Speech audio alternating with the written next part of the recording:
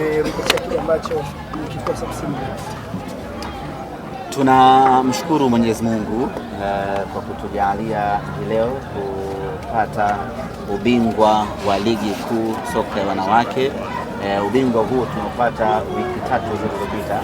Leo ilikuwa ni kukabidhiwa rasmi ubingwa wetu, na kimsingi leo ni siku ama ilikuwa siku ya kukabidhiwa jasho letu, siku ya kukabidhiwa heshima yetu, na siku ya kukabidhiwa ubingwa ambao tumeutolea jasho kweli kweli.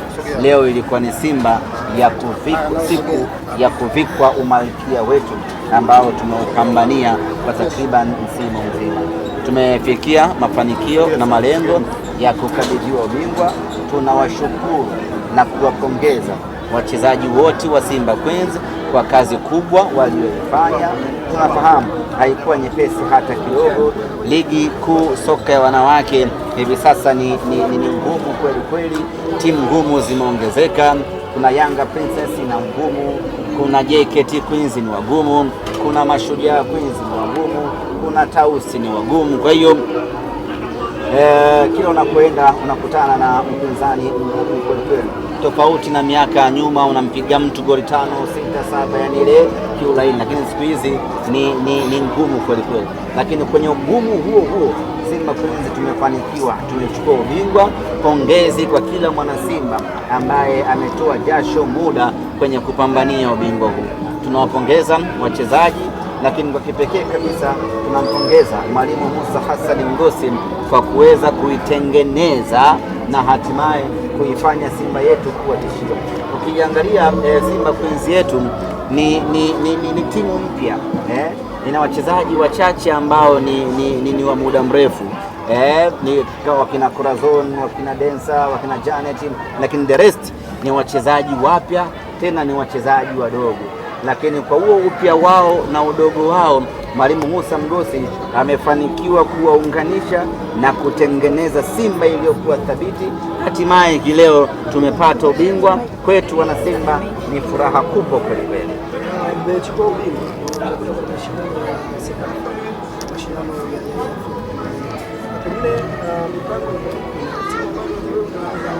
Nikikwambia mipango hivi sasa nitakuwa na kudanganya, hata kama uko mbele ya muda, lakini hujamaliza hata mashindano ya ndani, umeshaanza mipango ya Sekafa. Itakuwa ni usambi kwa kweli, itakuwa ni bobish. Ukweli ni kwamba kwa sasa tunasubiri kukamilisha mchezo. Hiyo kwaya haingii kwenye maiki zetu, haingii kombani kweli, haina copyright. Wewe uliovaa earphone, kwaya haingii haingii kwaya, una uhakika? Haina copyright hiyo. Aha, ni live hiyo. Basi unyama, tuendelee. Kwa hiyo kwa sasa tunasubiri kumalizia mechi moja hii ambayo imebakia, na baada hapo tuingie kwenye sherehe za ubingwa. Tukimaliza tuna muda hapo wa kufanya tathmini ya kuiangalia timu yetu, ubora wake, udhaifu wake, na baada hapo tufanye mabadiliko kidogo kuelekea kwenye michuano ya Sekafa. Sekafa ni tofauti na ligi ya ndani. Sekafa ni mkusanyiko wa mabingwa kutoka ukanda huu wa Afrika Mashariki. Kwa hiyo ni cream ya Afrika Mashariki inakutana uwanjani. Kwa lazima timu yako na wewe iwe thabiti na iwe bora. Na sisi malengo yetu sio Sekafa tu. Malengo yetu ni kwenda kwenye ligi ya mabingwa Afrika. Kwa hiyo tutakwenda kuboresha timu yetu kidogo kulingana na mahitaji ambayo walimu watapendekeza, na baada hapo twende kwenye Sekafa tukashindane na twende tukatimize malengo yetu ya kwenda kucheza ligi ya mabingwa Afrika kwa upande wa wanawake. Semaji, bila shaka kile kiti cha umalkia Simba Queen ndio kinawafaa zaidi, kwa sababu wao wamekuwa mabingwa tofauti na timu nyingine, wamepishana tu na JKT Queens. Simba Queens ndio timu yenye mafanikio zaidi kwa upande wa wanawake. Ukiangalia kwenye mashindano ya ndani na kwenye mashindano ya kimataifa. Kwenye mashindano ya kimataifa Simba Queens ndio timu pekee ambayo imecheza nusu finali ya ligi ya mabingwa Afrika.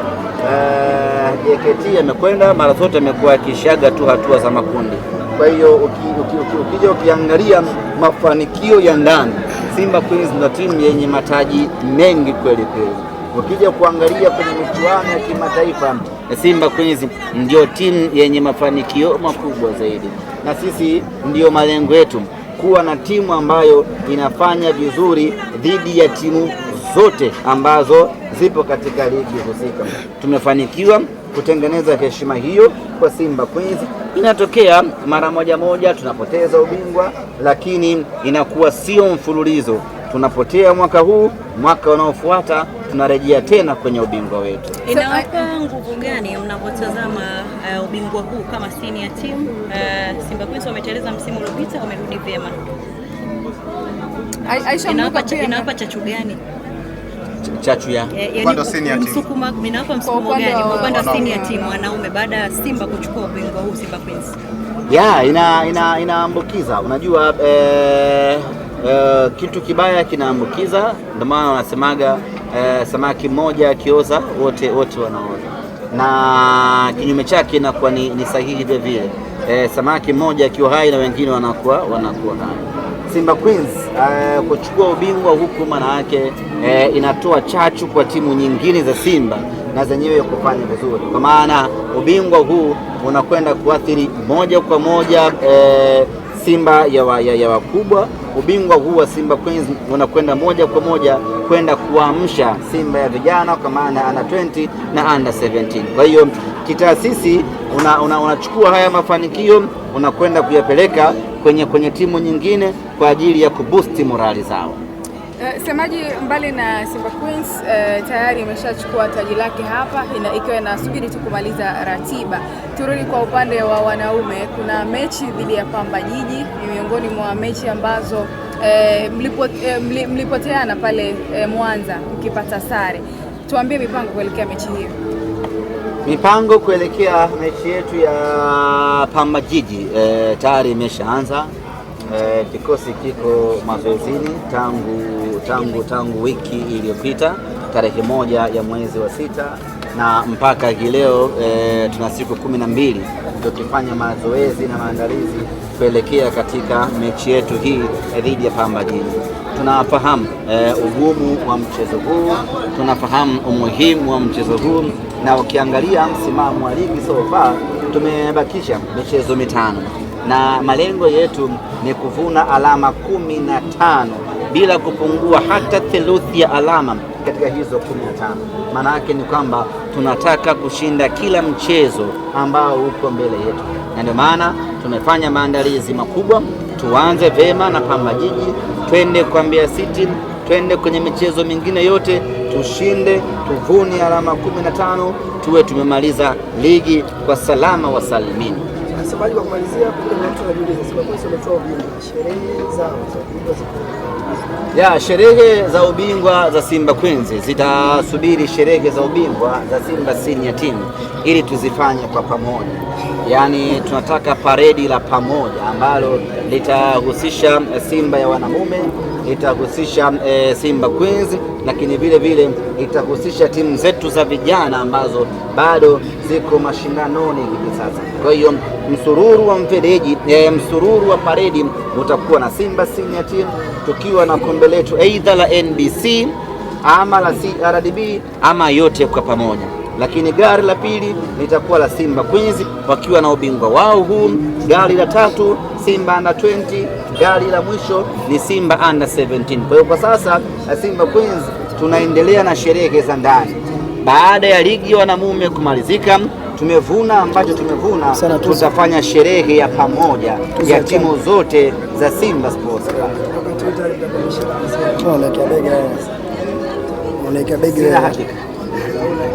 Semaji, tulizungumza ukasema kwamba ili mchezaji wa kuchukua tuzo tofauti na Chama inapaswa hawe na tuzo zaidi ya zile ambazo Chama amezichukua, lakini imekuwa tofauti. Alan Okello ana tuzo pungufu ya zile ambazo Chama amezipata, lakini bado amekuwa mchezaji bora kwa mwezi wa 5. Umesema ana tuzo pungufu? Yaani si pungufu ya Chama. Chama amemzidi, hajamfikia. Chama amemzidi. Chama kamzidi nani? Alan Okello. Na nyinyi mnakubali chama kamzidi Alan Okello? Ulisema lakini taratibu. Turudi kwenye swali lako. Swali lako linasemaje? Ulizungumza ukasema mchezaji ambaye anapaswa kuchukua tuzo ya mchezaji bora mwezi wa 5 ni yule ambaye amemzidi tuzo za mchezaji bora wa mechi Clatous Chota Chama. Lakini Alan Okello amechukua mbele ya Chama ambaye ana tuzo pungufu ya zile ambazo Chama amezikusanya. Kwa Chama kamzidi Okello. Chama kamzidi Okello. Kwenye tuzo za mwezi ambaye ametoka mchezaji bora wa mechi. Kwa kwenye maisha mwenye mbili ni bora kuliko mwenye 3. Labda wanaangalia amepataje labda. Yote kwa yote kamati ndiyo wenye maamuzi ya mwisho ya kuamua nani awe mchezaji bora wa muda husika kulingana na vigezo na masharti yao ambayo wameyaweka. Bahati mbaya mazuri ni kwamba vigezo hivi haviko wazi. Hakuna mtu yoyote ambaye anajua nani anakuwa nani baada ya kufanya kitu gani. Na kamati ndio wenye maamuzi hayo ya mwisho baada ya wao kujiridhisha kulingana na vigezo vyao. Sisi tunabaki kutoa maoni kwa kulingana na kile ambacho sisi tunakiona, na sisi tunatoa maoni subjective, yani maoni ya upande mmoja, tukielemea upande wetu ambao tunadhani ni sahihi kupata tuzo hii, lakini bado inabaki kuwa kamati ndio wenye maamuzi ya mwisho ya kusema na kuona na kumtangaza nani anastahili kuwa mchezaji bora wa mwezi kulingana na vigezo vyao. Kwa hiyo huwezi kuchachatika sana, kwa sababu hata vigezo pia hauvijui. Wakisha mtangaza pala wamemtangaza, basi shughuli imeishia hapa. Sisi tunaamini na dunia nzima inaamini hivyo ya kwamba Chama alistahili. Hata maiti ukienda kuziamsha hivi sasa zilizokufa mwaka 1961 ukiwauliza nani anastahili kuwa mchezaji bora wa mwezi, watakwambia ni Mwamba Lusaka. Tafuta tazungumza kimiujiza. Kwa hiyo yanabaki kuwa ni maoni huru yetu sisi kuamini kwamba ilistahili kuwa hivi na sio hivi, lakini kamati ina mamlaka zaidi yenyewe ya kuamua nani anastahili kulingana na vile ambavyo wao wanaona inafaa na inatakiwa. Sisi tunaamini hivyo na wengine wanaamini hivyo na duniani kote tuzo hazijawahi kuwa na muono mmoja.